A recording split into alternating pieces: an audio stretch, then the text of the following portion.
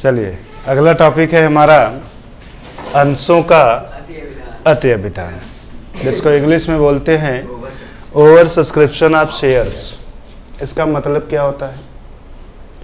देखिए, आपने अभी तक ये जान रखा है कि कोई भी कंपनी अपने शेयर्स को किसे इशू कर सकती है? किसे कर सकती है? पब्लिक को।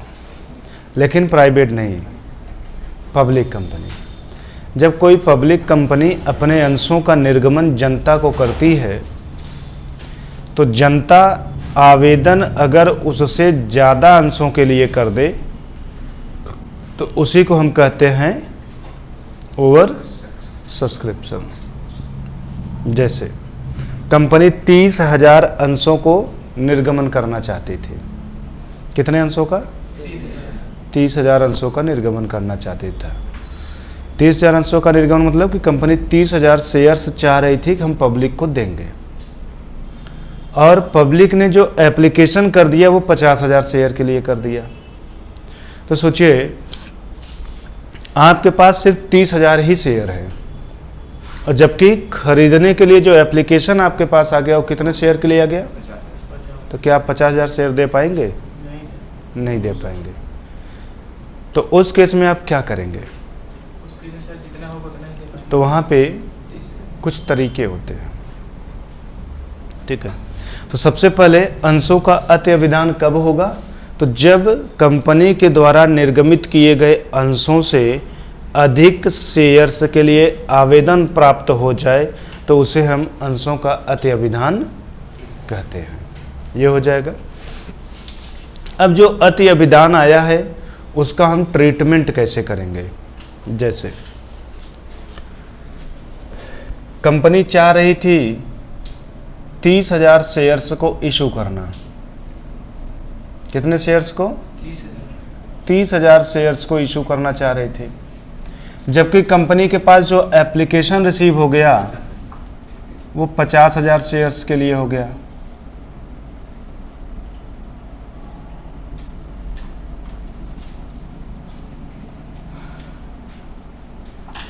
तो कितने शेयर्स के लिए ज़्यादा एप्लीकेशन मिला?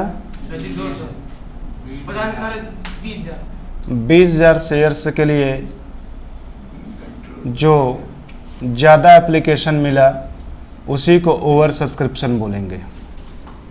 ये बात समझ में आ गई कि नहीं? बोलिए।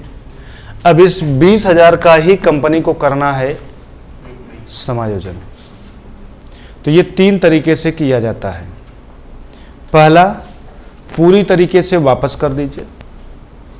दूसरा, वापस न करके उनको आनुपातिक आवंटन कर दीजिए। और तीसरा, दोनों का मिश्रण ले लीजिए। जैसे कंपनी के पास पूरे कितने शेयर के लिए एप्लीकेशन आए थे? 50,000। तो जो ये एप्लीकेशन रिसीव हुआ है 50,000 शेयर्स के लिए, इसमें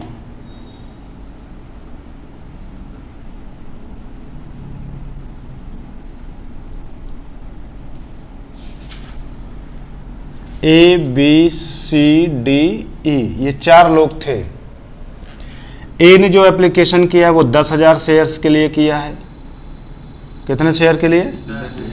B ने जो एप्लीकेशन किया है वो 6,000 शेयर के लिए किया है। C ने 4,000 शेयर्स के लिए किया है। D ने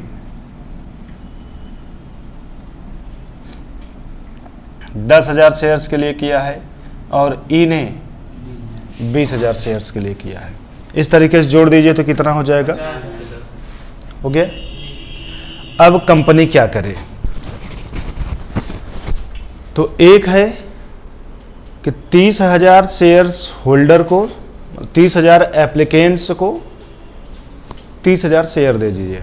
मतलब 30,000 के आवेदनकर्ताओं को 30,000 शेयर दे दीजिए, बाकी को वापस कर दीजिए। जैसे कंपनी ने देखा ये कितना शेयर लेना चाह रहा है, भाई जो जितना ज़्यादा शेयर लेना चाहेगा वो उतना ज़्यादा पैसे वाला, तो कंपनी ने इनको देने का प्लान किया, प्लस ए और बी बचे हैं, इसमें ए और डी तो कंपनी ने 10,000 किसको दे दिया? अब सोचिए 20,000 अंश ई को दे दिया कंपनी ने, 10,000 किसको दे दिया? तो बाकी इन लोगों को मिलेगा क्या है? इन लोगों को तो नहीं मिलेगा ना। तो कंपनी क्या करेगी? पहला केस, इनके पैसे वापस कर दिए जाएं।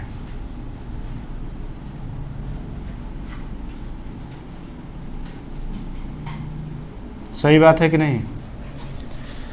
कुछ टाइम लिए आप अपने आप को कंपनी बना के सोचिए, आपके पास ये 5 लोग एप्लीकेशन करते हैं और आप ई को 20,000 और डी को 10,000 दे करके बात ख़त्म कर देते हैं, क्योंकि आपके पास 30,000 अंश ही है। तो ए बी सी क्या करेंगे? जब आप ए बी सी को एक भी शेयर नहीं दे रहे हैं तो ए बी सी तो कहेंगे ना कि भाई मेरा पैसा वापस करिए, बात ख़त्म हो जाए। तो आप उसका पैसा ज़बरदस्ती रख तो नहीं सकते हैं, कि रख सकते हैं? तो ऐसे केस में कंपनी क्या करती है? उनके पैसे को वापस कर सकती है, कर देती है। ये हो गया पहला तरीका। समझ में है? दूसरा, जो 50,000 शेयर्स के लिए एप्लीकेशन मिला है, ये कितने लोगों ने दिया था?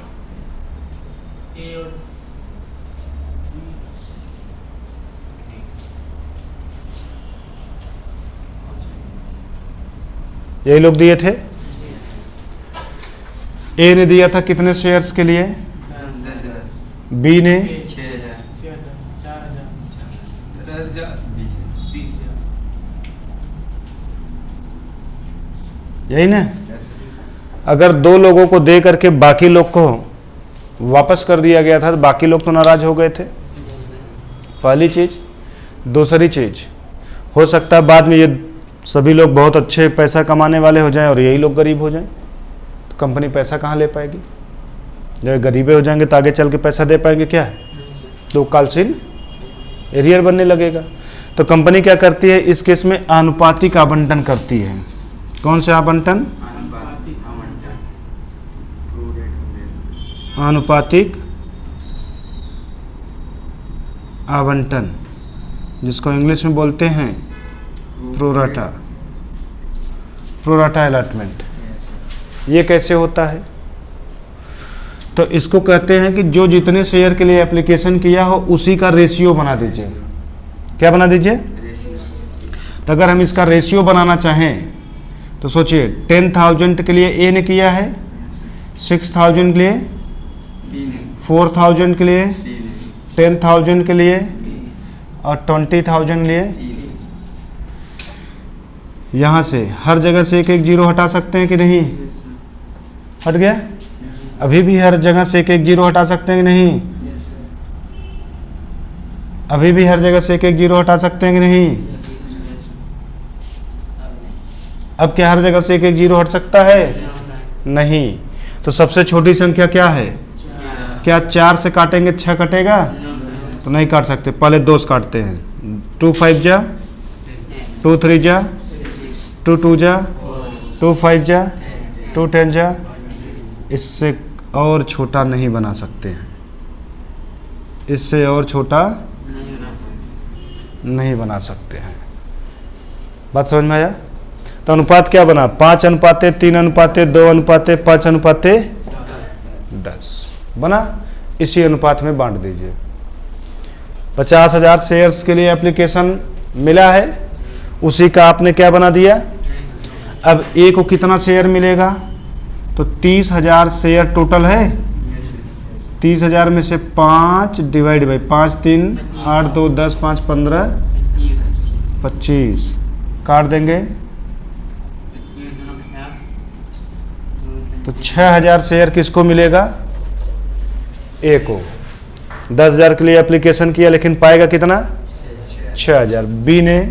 बी को कितना मिलेगा? तो 30,000 शेयर में ऐसे ही बी का कितना है? 3/25। 25 से इसको काटिए,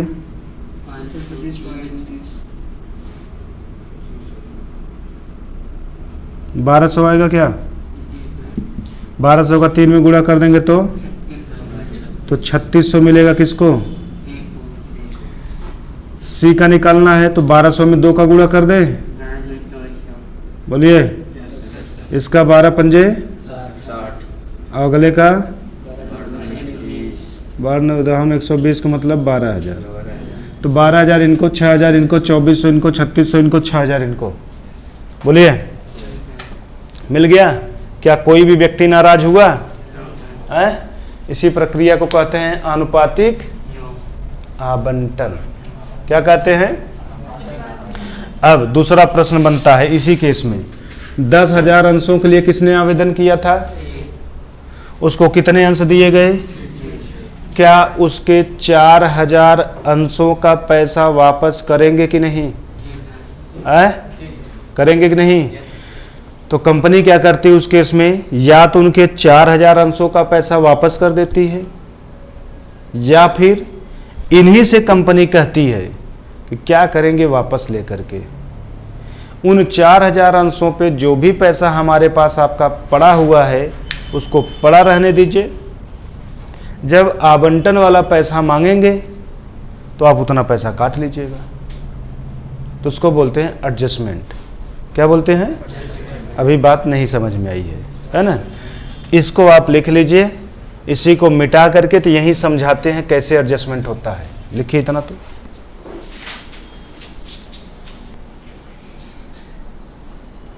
चलिए, जैसे एक कंपनी थी जो अपने 30,000 शेयर्स को इशू करना चाह रही थी और उसका एक शेयर 10 रुपये का है।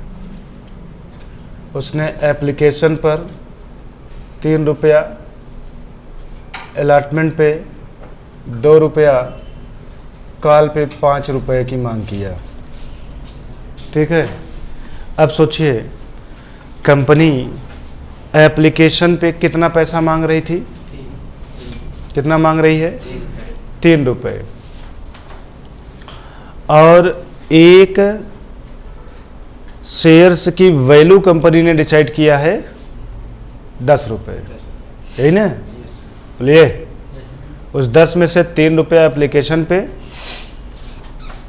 2 रुपया अलॉटमेंट पे और 3 रुपया लास्ट जो है। कंपनी के पास कितने शेयर के लिए एप्लीकेशन मिला था? 10,000 के लिए मिला था नहीं? गधा कहीं के 50,000। 10,000 इनका पता न कहाँ से मिल गया। कहाँ है 10,000? 50,000 शेयर के लिए एप्लीकेशन मिला है। कितने शेयर के लिए? और उस 50,000 में से 10,000 ए का है, 6,000 बी का है, 4,000 सी का। अब सोचिए, अगर हम बात करें ए का, तो ए ने आवेदन किया,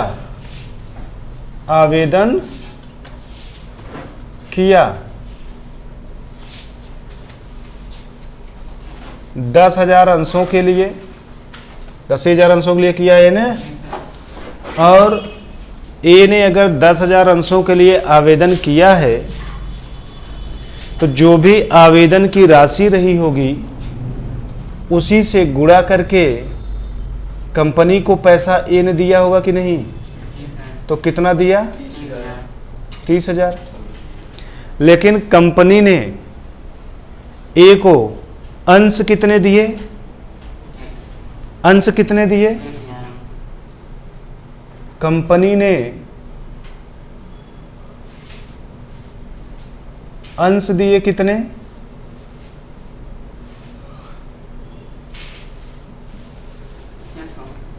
तो 10,000 के बदले में उसको कितना अंश मिला है? 6,000, यही ना? तो अगर 6,000 अंश कंपनी दे रही है तो कंपनी 6,000 अंशों पर 3 रुपए की रेट से 18,000 रुपया उसका ले सकती है केवल, है कि नहीं? बोलिए। कंपनी उसको कितने अंश नहीं दी? 4,000 अंश नहीं दी, है कि नहीं? 4,000 अंश नहीं दी। तो इन 4,000 अंशों पर उसका कितना पैसा कंपनी के पास जमा है? 12,000 जमा है कि नहीं? बोलिए, ये 12,000 जमा है। अब जरा आप सोचिए, ये 12,000 कंपनी के लिए आधिक्य की राशि कहलाएगी कि नहीं? जी सर। आधिक्य की राशि मतलब अधिक पैसा जमा है।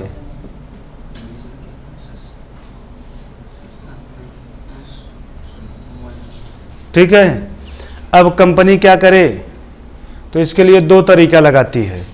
एक, ये 12,000 रुपये को, इस 12,000 रुपये को वापस कर दीजिए। क्या कर दीजिए?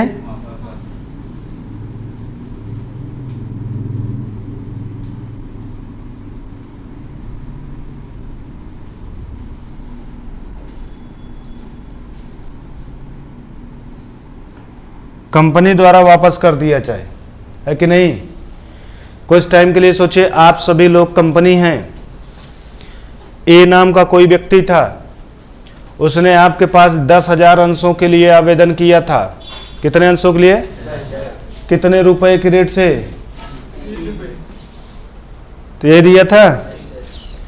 आप उसको खाली 6,000 ही अंश देते हैं, तो आपसे कहेगा नहीं कि 4,000 अंश हमको अगर आप नहीं दे रहे हैं तो उन 4,000 अंशों का जो पैसा हम आपको दिए हैं वो मेरा पैसा वापस करिएगा कि नहीं? है? तो आप वापस करेंगे कि नहीं? बोलिए। तो कितना वापस किया जाएगा? पहला तरीका, या तो वापस करिए, या दूसरा आप तरीका क्या अपनाएंगे कि ए को समझाएंगे कि भाई तुम्हारा 12,000 रुपया मेरे पास जमा है, कार लेने के लिए वापस मांग रहे हो। अभी एप्लीकेशन के बाद तुमसे अलॉटमेंट का पैसा मांगेंगे कि नहीं मांगेंगे? हैं? तो जब अलॉटमेंट का पैसा मांगेंगे तो उस टाइम 12,000 रुपया काट लेना। बोलिए, ऐसा भी तो हो सकता है। तो उसको हम बोलते हैं समायोजन। उसी को क्या बोलते हैं? समायोजन। अब समायोजन कैसे होगा? तो कंपनी ए से मांगेगी कितने अंशों पर? 6,000 अंशों पर। आवंटन कितने रुपए से है? 2 रुपए से। 12,000 रुपया मांगेगी कि नहीं? हैं? और उसका ऑलरेडी जमा कितना है? समायोजन होगा, समायोजन होगा कितना? 12,000। तो इस तरीके से उसको आवंटन के समय 1 भी रुपया नहीं देना पड़ेगा। बात समझ में आई नहीं? तो कंपनी यही जो 12,000 रुपया है इसी को ले जा करके समायोजन कर देती है। कहाँ पर? आवंटन पर। कहाँ पे कर देती है? बात समझ में आया कि नहीं? कहीं कोई कंफ्यूजन, कोई भी डाउट? यही एक बात और समझा लेते हैं। मान लीजिए यहां पर कितना पैसा ए का कंपनी के पास जमा था? 12,000। कंपनी ने आवंटन के समय कितना मांगा था ए से? जितना जमा था पूरा का पूरा समायोजन कहाँ हो गया? आवंटन पे ही हो गया कि नहीं? है? मान लीजिए, मैं सिर्फ मानने की बात कर रहा हूं, मान लीजिए जो उसका अधिक राशि 12,000 था वो 12,000 ना होकर के 16,000 रुपया होता, तब क्या किया जाता? है कि नहीं? तब क्या किया जाता? तो ऐसे केस में 12,000 मांगा जाता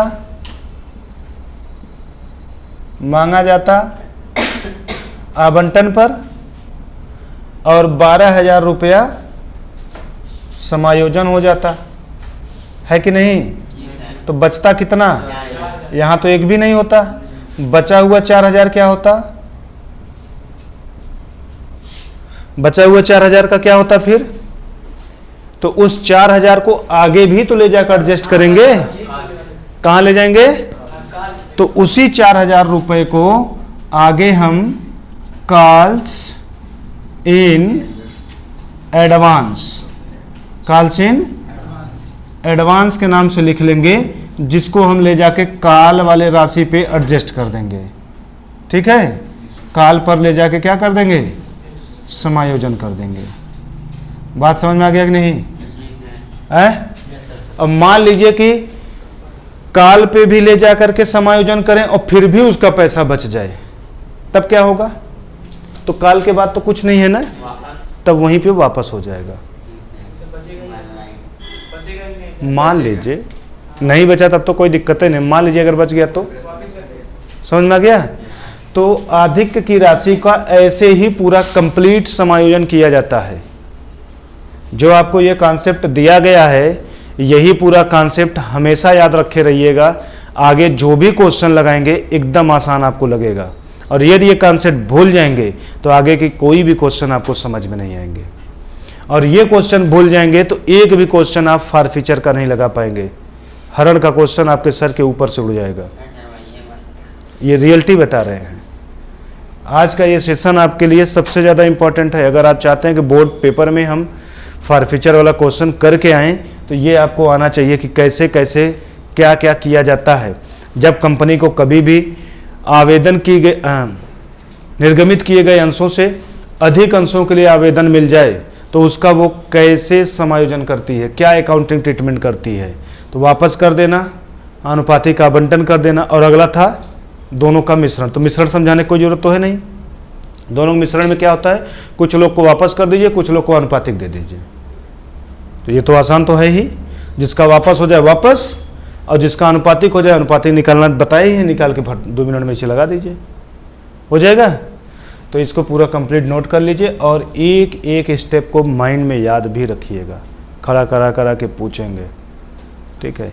इसी से रिलेटेड हमारा इलस्ट्रेशन नंबर 8 होगा।